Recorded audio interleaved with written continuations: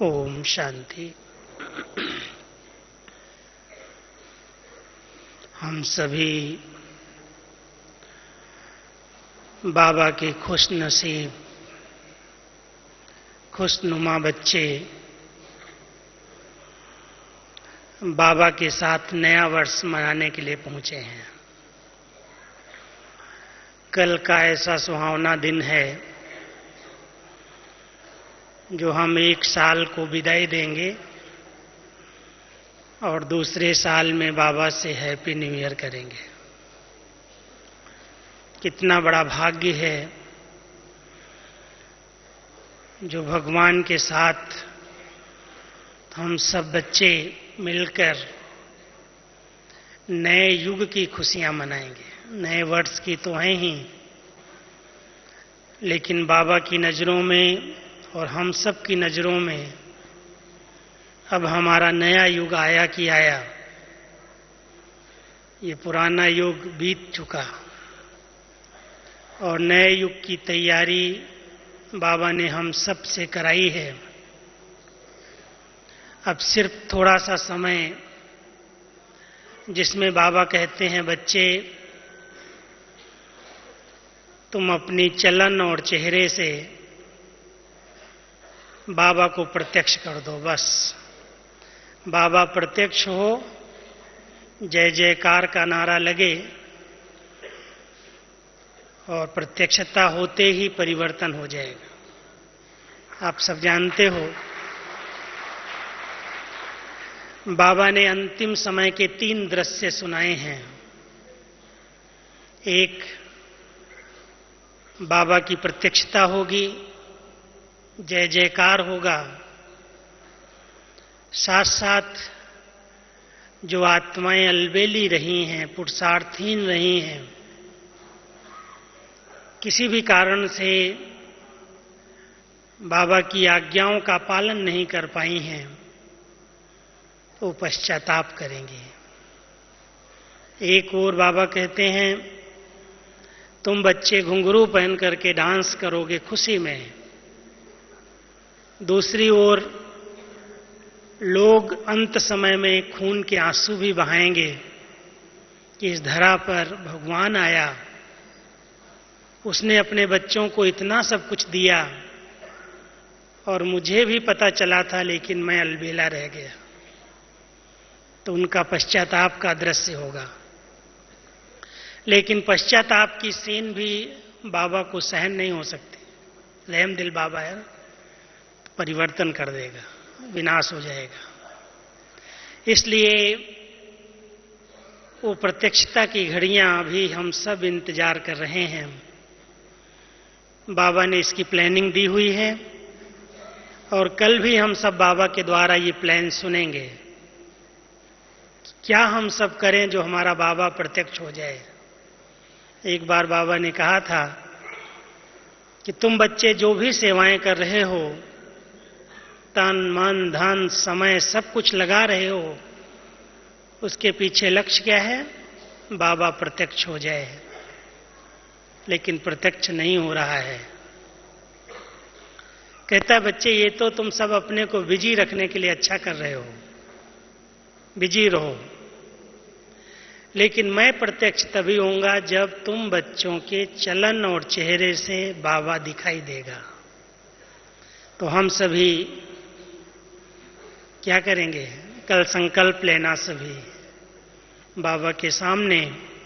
बाबा खुद भी संकल्प दिलाएंगे, लेकिन आज मुझे ये संकल्प आ रहा था कि बहुत समय से बाबा कह रहे हैं, जब तुम बच्चों के चेहरे से बाबा दिखाई देने लगेगा, एक एक ब्राह्मण बच्चों के चलन में बाबा दिखाई देने लगेगा,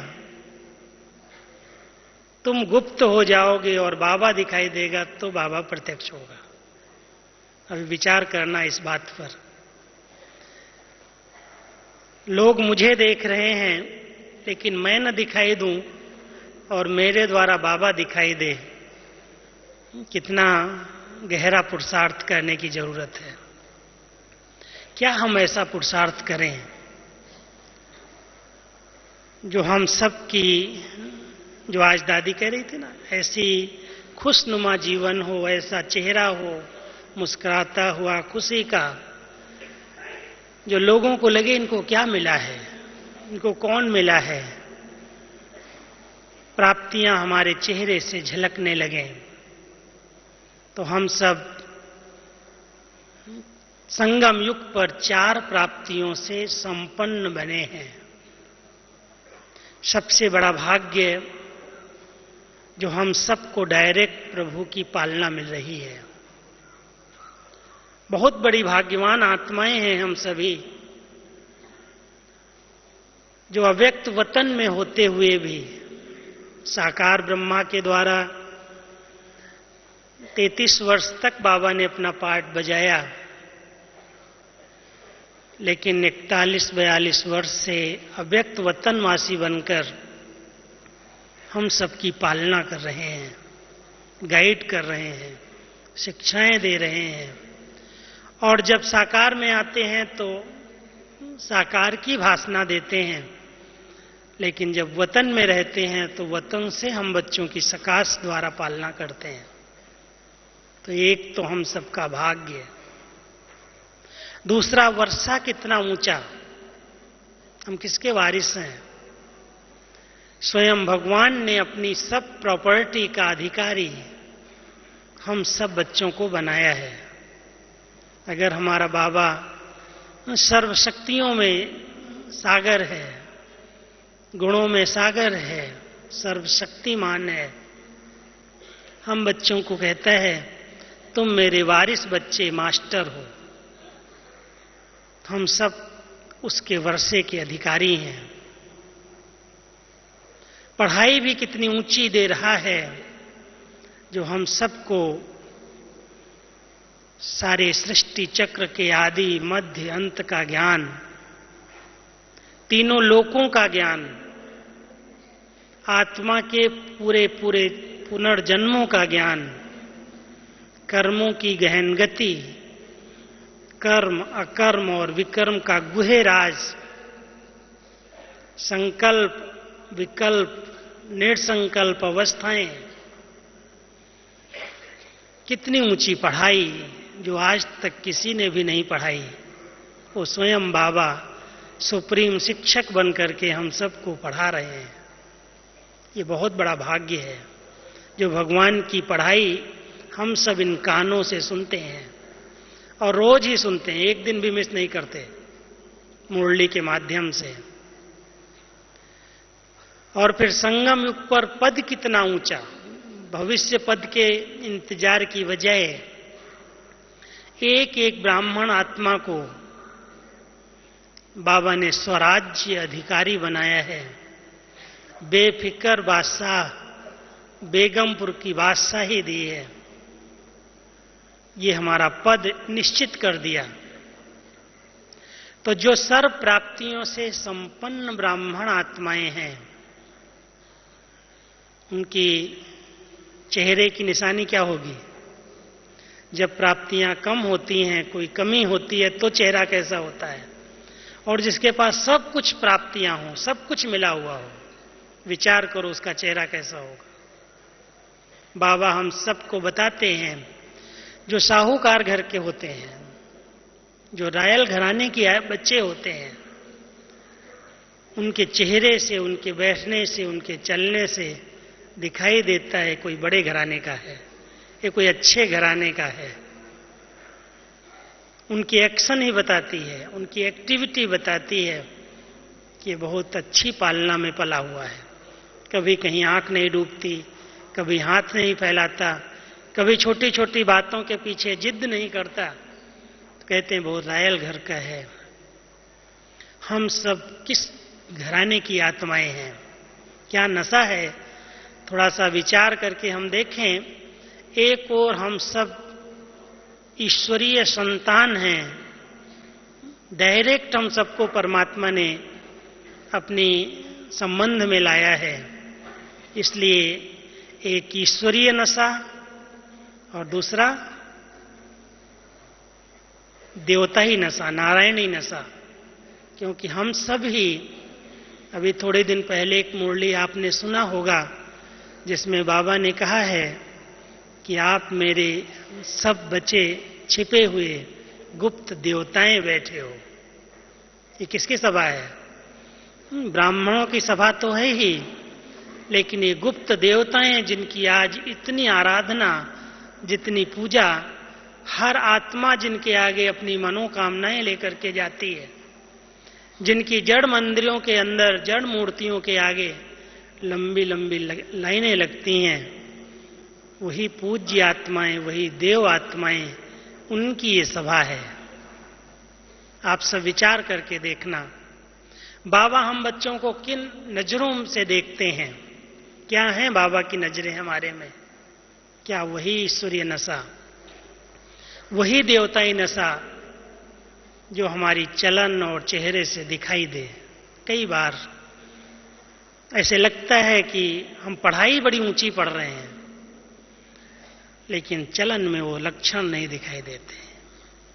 कैसे रहते, कैसे खाते, कैसे बोलते, कैसी भाषा का प्रयोग करते, तो बाबा हमारा ध्यान खिंचवाता, बच्चे तुम किस घराने के हो, तुम हो कौन और क्या कर क्या रहे हो? इसलिए किस चलन से बाबा प्रत्यक्ष होगा, कैसे बाबा हम सबके चेहरे से दिखाई देगा? मैंपन समाप्त हो जाए, बाबा दिखाई देने लगे चेहरे से। अब इसके लिए हमें डीप पुरुषार्थ करने की जरूरत है। तो मैं आपको कुछ बातें जो चलन से प्रैक्टिकल दिखाई दें, ध्यान रखने की। एक तो बाबा कहते हैं तुम मेरे बच्चे रायल घराने के हो, रायल कुल के हो, ईश्वरीय कुल के हो, देवताई कुल के हो। इसलिए रॉयल्टी क्या है? उस रॉयल्टी में रहना। आप सबने बाबा की मुरलियों में रॉयल्टी शब्द की परिभाषा सुनी होगी कि रॉयल्टी है ही रियल्टी, माना जो रियल हूं, जो मैं आत्मा सत्य स्वरूप हूं, अपने आत्मिक स्थिति में रहना, अपने स्वस्वरूप में स्थित रहना, ये सबसे बड़ी रॉयल्टी है।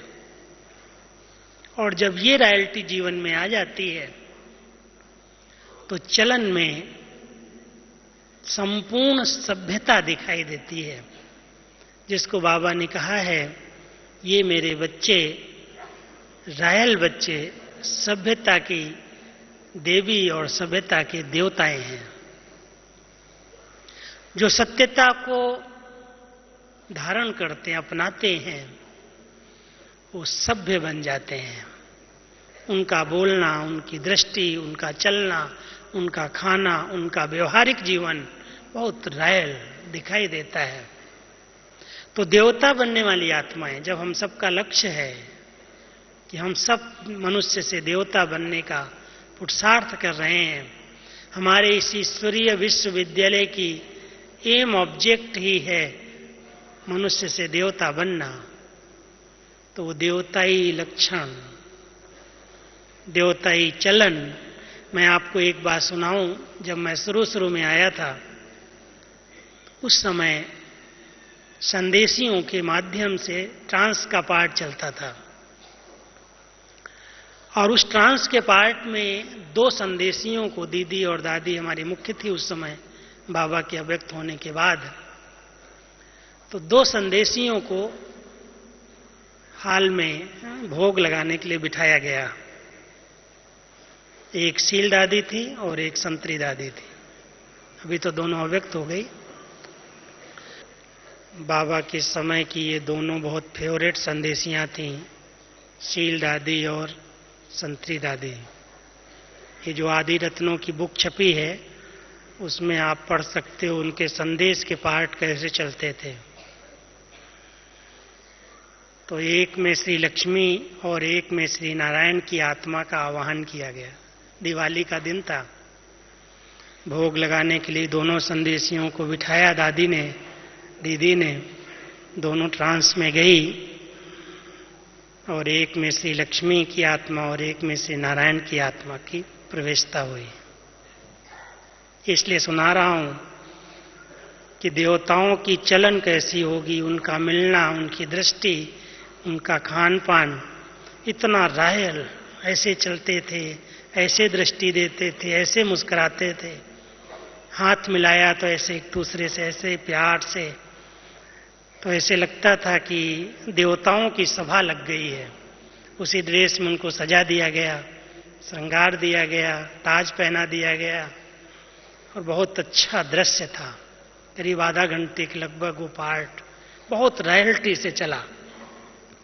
तो वो दृश्य देखने के बाद दादियां हम सबको ये क्यों दिखाती थी, कहलाती थी कि तुम्हारा चलना फिरना, भोजन करना, बात करना ऐसा रॉयल होना चाहिए। ऐसे नहीं जो आया बोल दिया, जब आया खा लिया, जब आया कर लिया, नहीं, बहुत रॉयल्टी से, चलन से दिखाई दे कि ये रॉयल देवता बनने वाली आत्माएं हैं, ये ईश्वर के बच्चे हैं।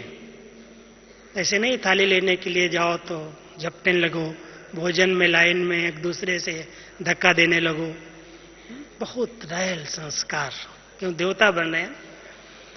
तो वो दृश्य मुझे याद आया कि अगर हम सबके चलन से ऐसे रॉयल संस्कार दिखाई दें, बाबा मुझे क्या बनाना चाहता है और वो पर्सनैलिटी जीवन में आ जाए, नैनों में भी वो रूहानियत, वही मुस्कान, वही चेहरे की चमक, वही मीठे बोल, जो बाबा को प्रत्यक्ष करें, दिखाई दे, तो एक रॉयल्टी है, दूसरी प्योरिटी की पर्सनैलिटी है।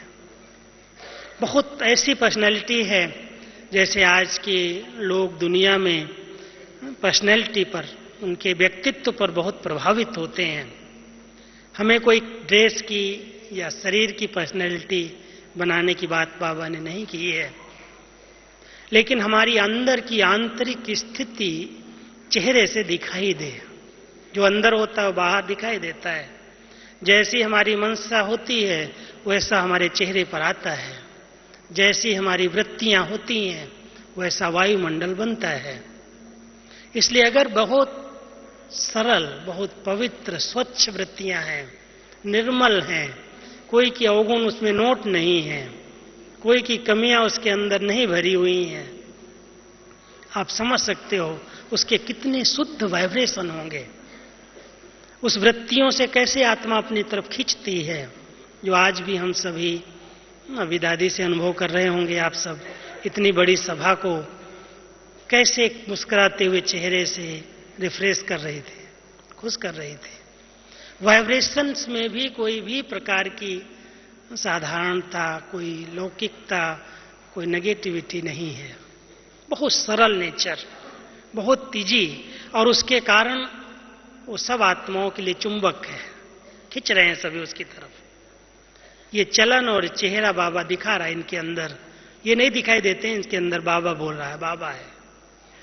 तो हम सबके जीवन के अंदर अगर ऐसी रॉयल्टी, ऐसी प्योरिटी आ गई तो बाबा दिखाई देने लगेगा। और फिर चिंतन कैसा, कहते हैं चिंतन की धारा बदल दो तो जीवन बदल जाएगा। हमारा चिंतन किस प्रकार का है और उस चिंतन के अंदर अब बाबा चाहता है कि जो मैं और मेरापन है ये समाप्त हो जाए।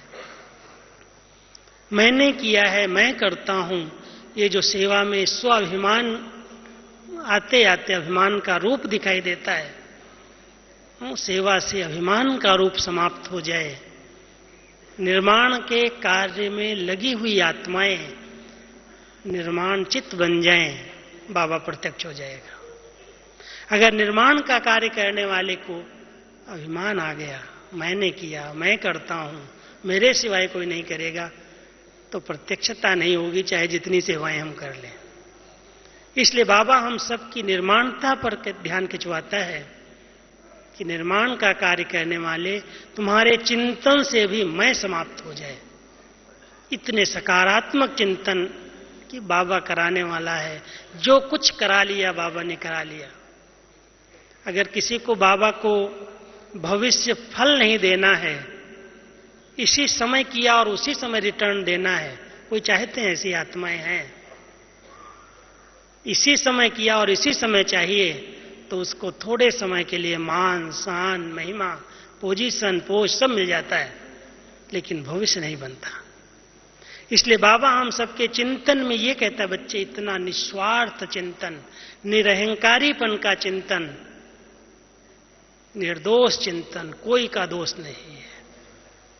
जब ऐसा सकारात्मक चिंतन हो जाएगा, तब ये चलन, ये चेहरा बाबा को दिखाएगा। चौथी बात है व्यवहारिक जीवन में, क्योंकि कई बार दिल, दिमाग और बोल, दिल में कुछ होता है, दिमाग में कुछ चलता है और बोल कुछ निकलता है। तीनों की समानता नहीं है तो चेहरा कैसा होगा? मुख में राम बगल में छुरी, वो कहते हैं कहावत में। अगर तीनों की समानता नहीं है, जो कुछ हमारी भावनाओं में है, दिल के अंदर है, वही हमारे चिंतन में और वही हमारे व्यवहार में दिखाई दे।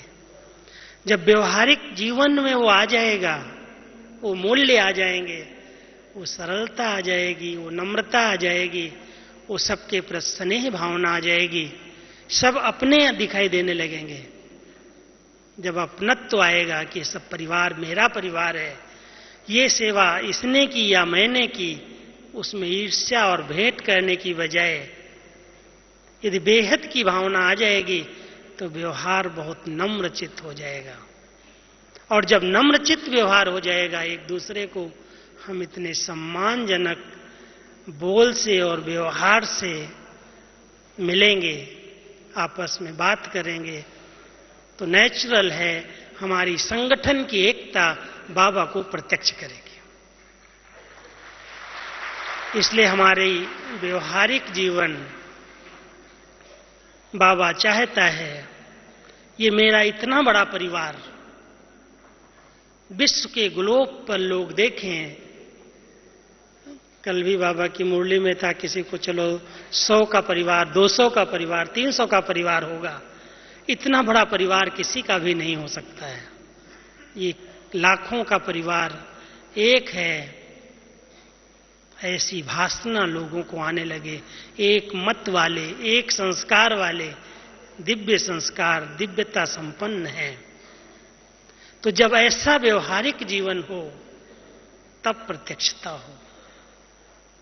तो चिंतन की चेकिंग चाहिए, व्यवहार की चेकिंग चाहिए, अपनी रॉयल्टी की चेकिंग चाहिए और अपनी पर्सनैलिटी की चेकिंग चाहिए। इसके साथ साथ हमारे अंदर की जो भावनाएं हैं, वो कितना आत्मा गुण मूर्त है, जिसको बाबा कहते हैं गुणग्राही है, हर स्थान से गुण लेता है। अभी आप सभी को जनवरी मास का होमवर्क भेजा है, सभी सेंटर्स पर गया है। आप जाएंगे तो आपको बताया जाएगा 21 दिन के लिए विशेष मनसा सेवा की पॉइंट्स हैं, मनसा सेवा कैसे की जाए, और 18 बाबा की विशेषताएं भेजी हैं, नए ढंग की हैं। मैं भी जब बना रहा था, बाबा कैसे टच करता, ऐसे लग रहा था कि ये विशेषता बाबा की, ये विशेषता बाबा की, क्योंकि इस सीजन में बाबा ने हम सबको कहा है कि जो कुछ करते हो, संकल्प चलते हैं, बोलते हो, करते हो, खाते हो, सेवा करते हो, पहले बाबा से टैली करो, मिलाओ। ये बाबा ने किया, ये बाबा करता, ऐसा बाबा कह सकता, ऐसा बोल सकता, मिलाओ उससे। तो कैसे मिलाएं? कई ब्राह्मण आत्माएं कह देती हैं हमने तो बाबा को देखा ही नहीं, कैसे मिलाएं?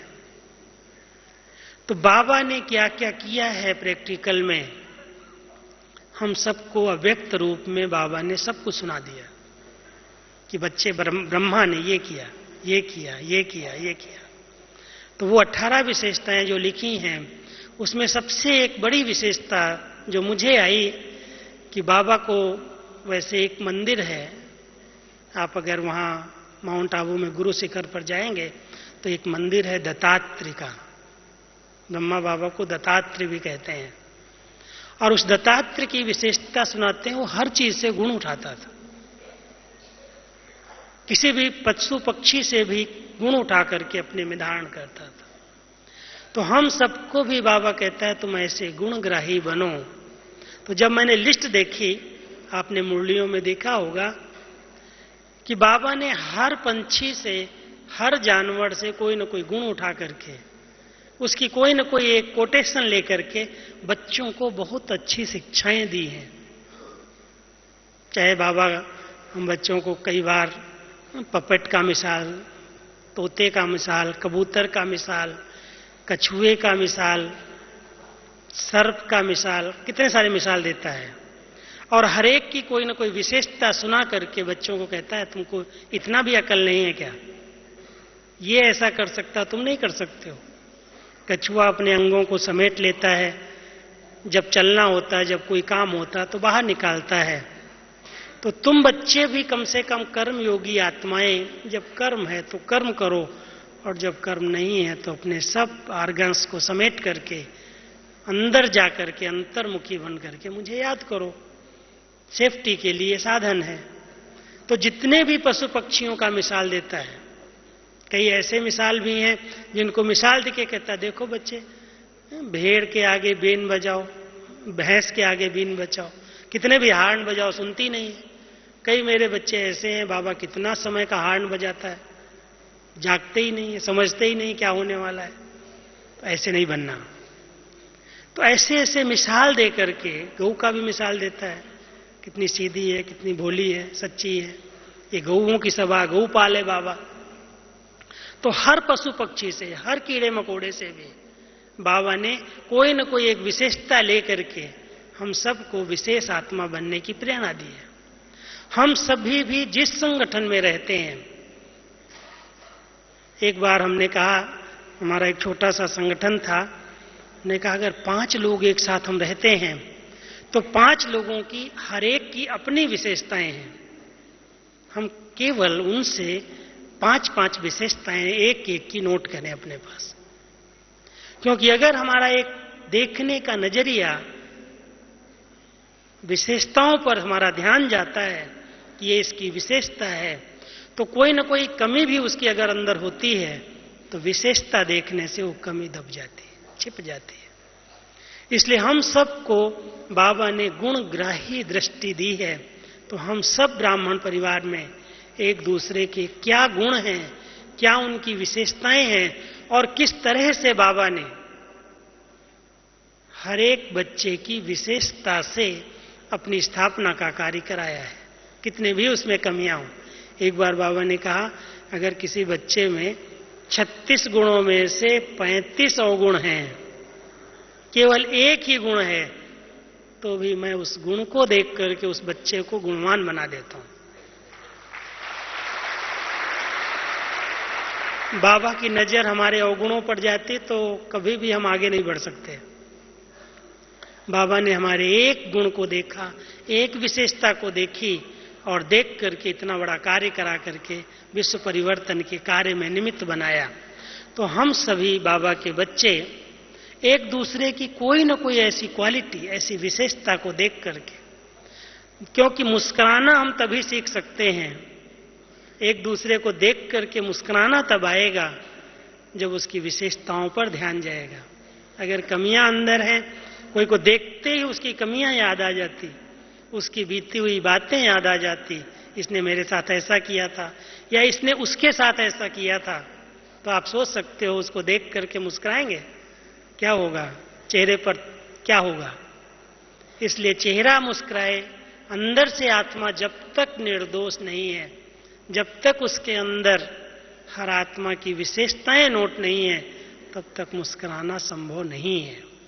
इसलिए हम सब अपनी आंतरिक स्थिति को जितना अच्छा बनाएंगे, जो कुछ हम सोच रहे हैं अंदर, जो हमारे दिल के अंदर भावनाएं हैं, उस चेहरे पर आ जाएं, दिखाई दे कि सचमुच ही हमारा परिवार है, हम सब एक परिवार के बच्चे, एक बाबा से पढ़ रहे हैं, कहाँ कहाँ के बाबा ने चुन करके इकट्ठे करके एक ही माला में पिरोया है। अगर ऐसी भावनाएं आ जाती हैं तो हम एक दूसरे को देख करके मुस्कुरा भी सकते हैं, स्नेह की दृष्टि भी दे सकते हैं। बाबा कहता बोलो या न बोलो, सामने आएगा, उसको आपके वाइब्रेशन से कुछ न कुछ मिल जाए। तो हम सभी नए वर्ष में कम से कम ये गिफ्ट एक दूसरे को दें, स्नेह की, अंदर के स्नेह की गिफ्ट अगर देंगे तो इस चेहरे से, इस चलन से मैं समझता हूं बाबा प्रत्यक्ष होगा। और बाबा की अभी यही उम्मीद, यही चाहना है कि अब सब बच्चों की चलन ऐसी ईश्वरीय नशे वाली, अंदर के आंतरिक खुमारी वाली, चेहरे की 4 विशेषताएं बाबा हमेशा सुनाते हैं। चेहरा कैसा हो, एक तो मस्तक पर कोई भी तनाव के चिन्ह नहीं, मस्तक की लाइट हमेशा चमकती हुई, बिल्कुल शुभ चिंतक मणि जो आत्मा इस मस्तक में रहती है वो दिखाई दे, उसकी लाइट दिखाई दे। तो मस्तक से जब मस्तक मणि दिखाई देगी तो अनेक आत्माओं की चिंताएं दूर हो जाएंगी। अगर हम शुभ चिंतन में रहेंगे और शुभ चिंतक भावनाएं अंदर होंगी तो हमारे मस्तक की लाइट भी कई आत्माओं के चिंता को दूर करेगी। इसलिए पहले फेस में मस्तक है, दूसरे नयन है। नयनों की तो बहुत बड़ी विशेषता है और हम सब जानते हैं, कहते हैं नजर से निहाल कींदा स्वामी सतगुरु।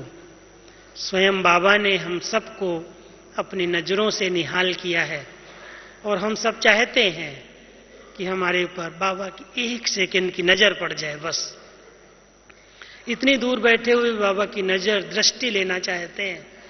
तो हम सब पर जैसे बाबा की नजर पड़ी तो उस नजर की क्या विशेषताएं हैं, उस नजर में इतनी शक्ति है, इतनी रूहानियत है जो बाबा की नजर हमारे देह अभिमान को समाप्त कर देती है, हमारी जिस्मानियत को समाप्त कर देती है। इसलिए हम सब की नजरों में अंदर की रूहानियत झलकने लगे, दिखाई दे चेहरे के नयनों से कितना रूहानी स्नेह है, किस नजर से आत्मा मुझे देखती है, उस स्नेह की झलक नजर से दिखाई दे, तब होठों पर मुस्कान आएगी और ये चेहरा मुस्कुराता हुआ दिखाई देगा। लोगों को लगेगा कि इसको कुछ प्राप्त हुआ है। गुस्सा करने वाला भी देख करके शांत शीतल हो जाएगा मुस्कुराते हुए फेस से। वो मुस्कुराना हमारा दादा हमें सिखाता था, विश्वरतन दादा, कि मुस्कुराना क्या होता है। बहुत मुस्कुराता था और कभी भी दादा के सामने अगर कोई ने हंस दिया, जोर से हंस दिया, तो क्या कहता था, ये भी विकार है, ऐसे क्यों हंसते हो। जोर से हंसना भी इसके अंदर विकारों की वायु भरी हुई है। इसलिए मुस्कुराओ, मुस्कुराना सीखो, जोर से खिलखिला के हंसना नहीं। तो ऐसा प्यार से मुस्कुरा करके एक दूसरे से जब बात की जाती है तो लोगों को लगता है ये आत्माएं बिल्कुल अलग हैं, ये भिन्न हैं। यहां देख करके ही लोगों पर ये प्रभाव पड़ता है कि सचमुच इनको कुछ मिला है। तब इतनी दुनिया में तनाव के वातावरण में, दुख और अशांति के वातावरण में ये इतना मुस्कुरा सकते हैं। और चौथी चेहरे की विशेषता है मुख। मुख से क्या निकलता है, कितना निकलता है। अगर इस मुख से सम्मान और सम्मानजनक बोल निकलते हैं, बहुत मीठे और कम बोल निकलते हैं, बहुत धैर्यता से कोई बोल करके बात करता है तो उसका बहुत अच्छा प्रभाव पड़ता है। इसलिए पहले सोचना फिर बोलना, ऐसे नहीं जो आया बोल दिया, जैसा आया बोल दिया। कई बार वो बोल बहुत नुकसान कर देते हैं। इसलिए जिसका अपने आंतरिक स्थिति पर ध्यान है उसके बोल भी बहुत गिने चुने अमूल्य हो जाते हैं। तो ये चलन और चेहरे की विशेषताएं बाबा को प्रत्यक्ष करेंगी। इसलिए बाबा कहता है, एक है मनसा सेवा, दूसरी है वाचा सेवा और तीसरी है चलन और चेहरे द्वारा सेवा, अपनी कर्मणा द्वारा सेवा। जो कुछ हम कर्म कर रहे हैं उन कर्मों से अनेक आत्माओं को प्रेरणा प्राप्त हो। हमारे कर्मों से लोग सीखें कि कर्मों से हम गुणों का दान दे सकते हैं, गुणवान बना सकते हैं। तो हम सबको बाबा ने विशेष अंडरलाइन कराई है कि अगर बाबा को प्रत्यक्ष करना है तो मेरे हर एक ब्राह्मण बच्चे की बहुत रॉयल चलन होनी चाहिए। चलन में चरित्र भी है, व्यवहार भी है, चिंतन भी है, और चेहरे की सब आर्गन्स जो भी हैं उनके लिए तो कहा ही जाता है नयन कमल, मुख कमल, कमल की संज्ञा है। इतनी डिटैच स्थिति है, न्यारी और प्यारी स्थिति है। अगर हम उस न्यारी और प्यारी स्थिति में रहते हैं तो हम चेहरे द्वारा बाबा का साक्षात्कार करा सकते हैं। क्योंकि हम आप सब जानते हैं अंतिम समय में साक्षात्कार द्वारा ही प्रत्यक्षता होनी है, और साक्षात्कार उनका ही होगा जो दिव्य दर्शनीय मूर्त बने हैं। हम सब संगम पर दर्शनीय मूर्त बन जाएं। जैसे भक्ति के अंदर देवताओं के हर कर्म का दर्शन, अभी भगवान स्नान कर रहे हैं, अभी भगवान दातून कर रहे हैं, अभी भगवान सो रहे हैं, सोने का भी दर्शन, दातून का भी दर्शन, स्नान का भी दर्शन। जो बड़े बड़े मंदिर हैं वहां देवताओं के हर कर्म का दर्शन होता है। ऐसे दर्शनीय मूर्त बने कब है? वो यही संगम युग है। हम सभी ब्राह्मण आत्माएं संगम युग पर जो कर्म कर रही हैं, अगर उस कर्म में बाबा की याद समाई हुई है तो वो कर्म यादगार बन जाएगा और वही देवता बनेंगे। इसलिए बाबा कहता संगम युग पर जो कुछ कर्म कर रहे हो वो कर्म यादगार बनने वाला है, चेक करो। इसको लोग याद करेंगे, इसकी पूजा हो सकती है। तो हम संगम पर गायन योग्य, पूजन योग्य, सुमिरन योग्य बन रहे हैं। इसलिए हर संकल्प पर, हर बोल पर, हर कर्म पर अगर हमारा पूरा पूरा ध्यान है तो बाबा प्रत्यक्ष होगा।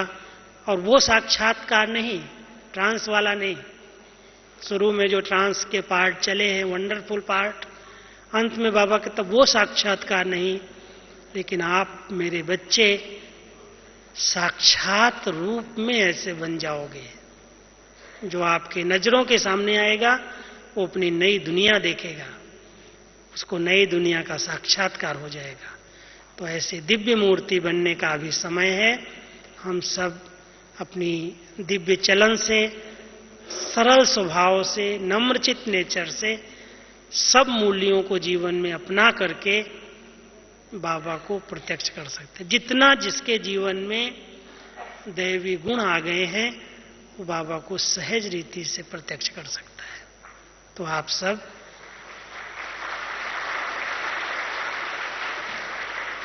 इस नए साल के अंदर, नए साल में 2011 में जाएंगे ना यहाँ से, तो यही लक्ष्य लेकर के जाएंगे कि हम अभी भले सब प्रकार की सेवाएं करो, लेकिन अंदर की स्थिति से चेहरा और चलन बताए कि इनको सचमुच भगवान मिला है, सचमुच वही पढ़ा रहा है, वही खिला रहा है।